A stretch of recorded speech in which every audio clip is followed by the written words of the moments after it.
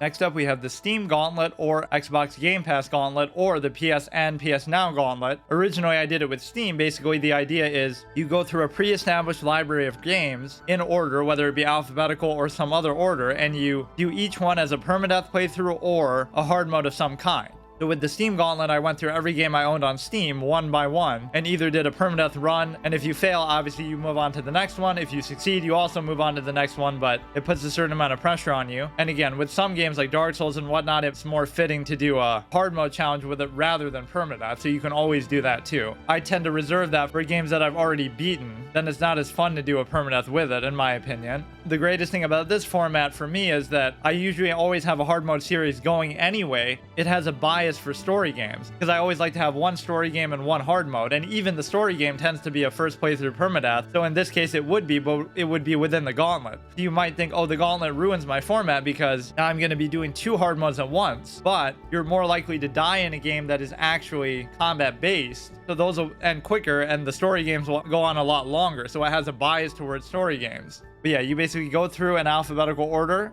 Every game is permadeath or a hard mode. That's up to you to decide, but the best way to set it would be to say if you've already beaten the game, then you can make it a hard mode instead.